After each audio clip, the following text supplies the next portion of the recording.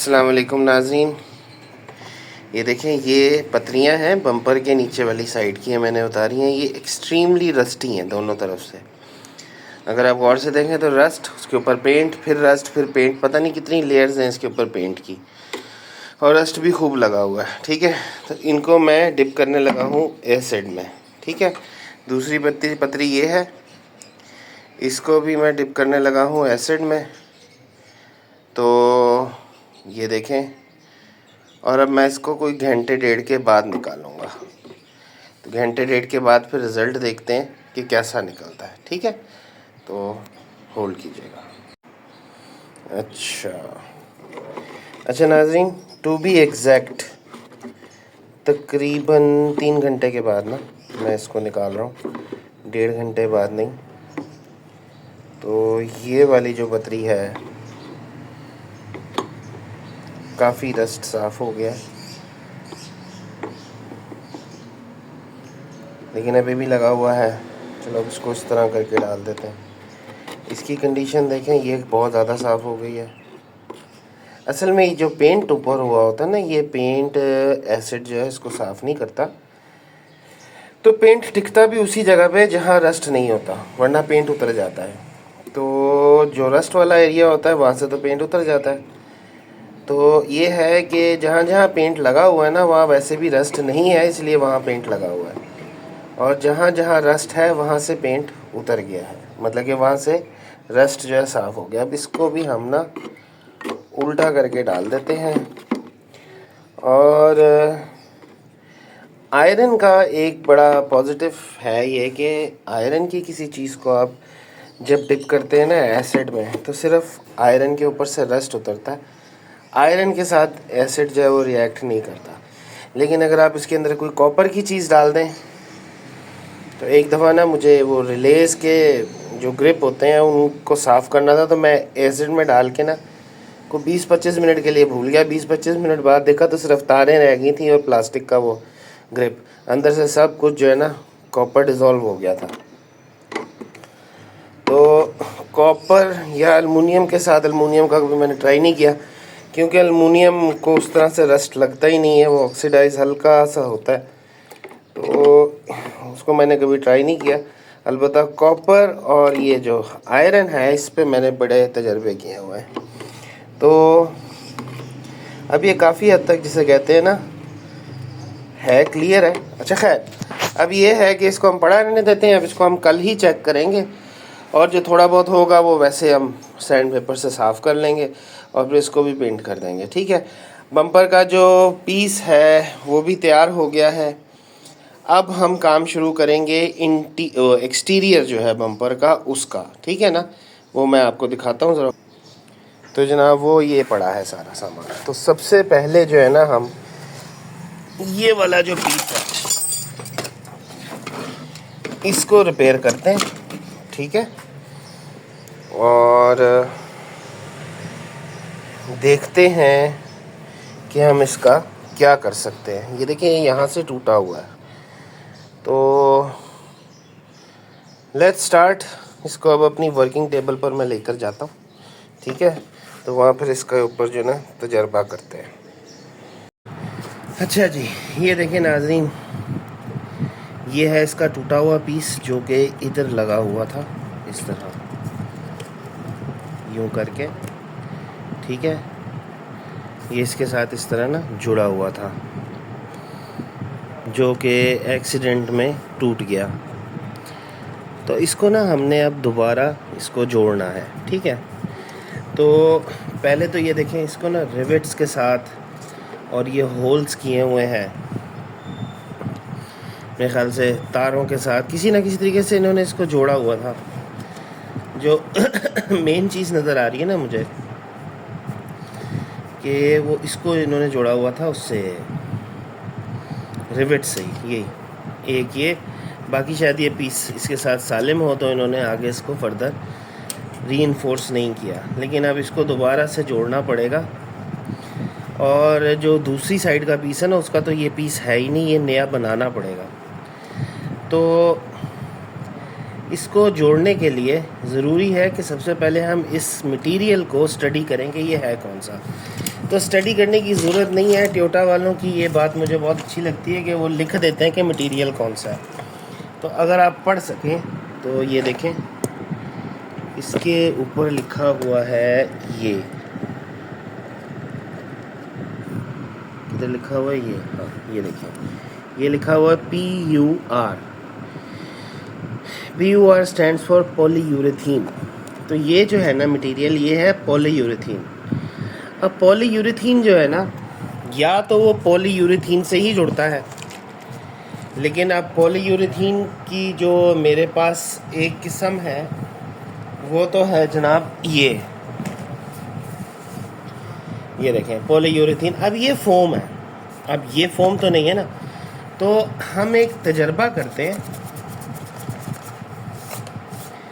कि हम इसके ऊपर पॉलीयूरेथीन फोम भी लगाते हैं और साथ हम इसके ऊपर जो है ना एपॉक्सी भी मिक्स करके ना थोड़ी सी लगाते हैं, और फिर उनको ड्राई होने का टाइम देते हैं और फिर देखते हैं कि हमारी रिक्वायरमेंट कौन सी चीज़ पूरी करती है, पॉलीयूरेथीन या फिर एपॉक्सी एडहेसिव। जो ज़्यादा अच्छा एडहर करेगा उसको हम यूज़ करेंगे फिर इसमें फर्दर इसको जोड़ने में, ठीक है ना। तो ईमानदारी से काम करना चाहिए है। ज़ाहिरी बात है ये सरफेस ज़रा पॉलिश्ड है, तो पॉलिश सरफेस के ऊपर कोई भी एडहेसिव इतना अच्छा नहीं वो करता। तो हम ऐसा करते हैं कि थोड़ा सा इस पर सैंड पेपर मार लेते हैं ताकि ज़रा सरफेस जो है ना वो रफ़ हो जाए। रफ़ सरफेस के ऊपर एडहेसिव जो है वो अच्छा काम करता है। तो हमने करना तो अभी तजर्बा ही है, जौन सी चीज़ ज़्यादा अच्छी लग गई उसको फिर हम कोशिश करेंगे किसी तरीके से यूटिलाइज़ करने की, ठीक है। तो ये जनाब कर दिया हमने इसको, ऐसा मोटे वाले रेग मार्क से करते हैं। ये है कितने नंबर का है, ये 100 का, 100 से करते हैं, ज़रा गहरा होगा। बस ऐसी वाजबी सा करना है, ज़्यादा नहीं, थोड़ा थोड़ा, ताकि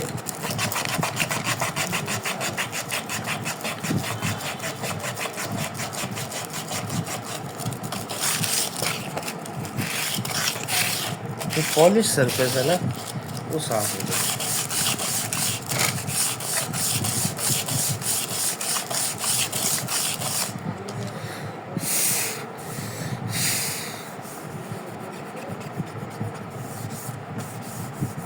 ये लें, ये इसकी पॉलिश ख़त्म हो गई है, ठीक है। तो अब सबसे पहले हम इस पर लगाते हैं थोड़ा सा पॉलीयूरेथीन। तो ये मैं लगाने लगा हूँ।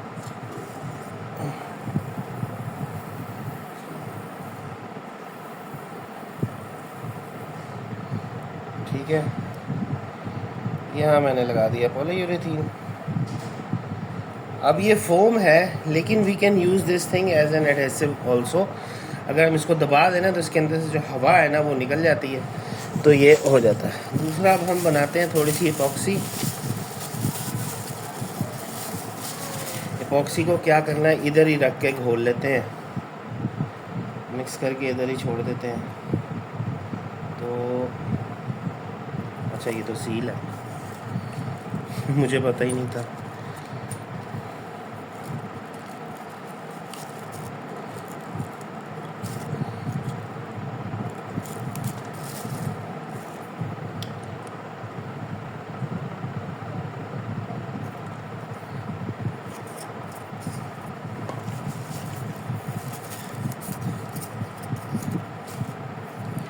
ये खुला,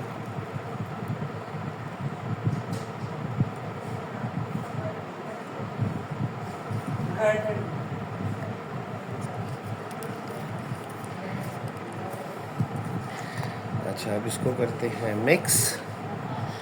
वो मिक्सिंग वाला मेरा ब्रश की तरह ये रहा।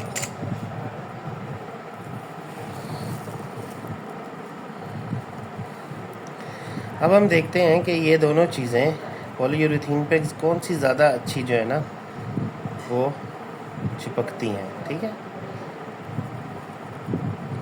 वैसे तीसरी चीज़ एल्फ़ी है, लेकिन एल्फ़ी का जिसे कहते हैं ना, क्योंकि क्योरिंग टाइम बहुत थोड़ा होता है, वो विद इन सेकेंड्स जो है वो ड्राई हो जाती है, तो उसका तो उसी वक्त रिज़ल्ट निकल आता है। लेकिन ये वाली जो चीज़ें हैं ना, ये ज़रा टाइम कंज्यूमिंग होती हैं, जल्दी से सूखती नहीं है, तो इसलिए इनको हम पहले बना के छोड़ देते हैं। एल्फ़ी को हम ऑन द स्पॉट टेस्ट कर लेंगे। अगर हमारे ये वाले दोनों जो एक्सपेरिमेंट्स हैं ये फ़ेल हो गए तो फिर हम एल्फ़ी को यूज़ कर लेंगे, क्योंकि मुझे लगता है एल्फ़ी भी अच्छी एडिशन देगी पॉलीयूरेथीन पे।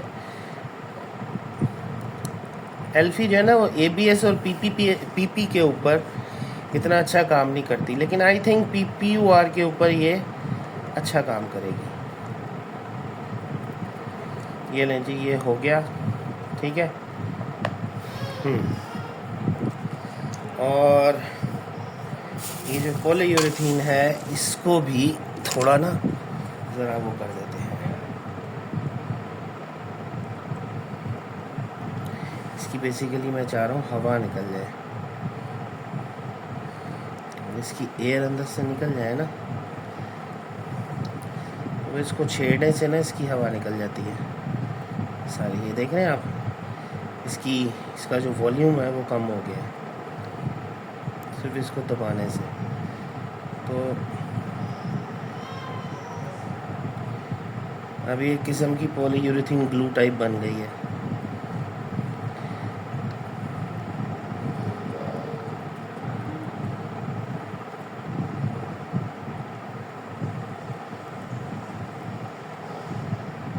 अच्छा जी, अब हम इसको अच्छी तरह ना इसके ऊपर वो कर देते हैं लेप।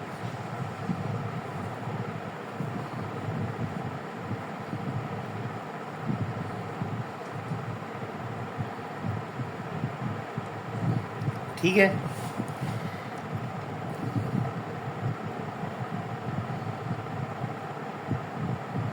ये ले। अब हम इसको सूखने का टाइम देते हैं दोनों को, और देखते हैं कि दोनों में से अच्छा कौन काम करता है। ठीक है, जो अच्छा काम करेगा उसको हम यूज़ करेंगे इसको जोड़ने में। तो ये तजर्बा जनाब जी अब 6 घंटे बाद जो है ना होगा। तो इसका मतलब ये हुआ कि अब ये कल ही होगा। ठीक है, तो अब तक के लिए जनाब इतना ही। ये तजर्बे का रिज़ल्ट मैं आप लोगों को कल बताऊंगा, कल वीडियो में जो नई मैं ऊपर अपलोड करूंगा। तो बाकी ये है कि अब हम इस काम को स्टार्ट करने से पहले अगर जो भी हमारा रिज़ल्ट निकलेगा उस हिसाब से फिर हम मटेरियल को यूज़ करेंगे और फिर सारे बम्पर्स को इसी से ही जोड़ेंगे जो इसमें कामयाब होगा। ठीक है, तब तक के लिए इतना ही। अल्लाह हाफ़िज़, बहुत बहुत शुक्रिया।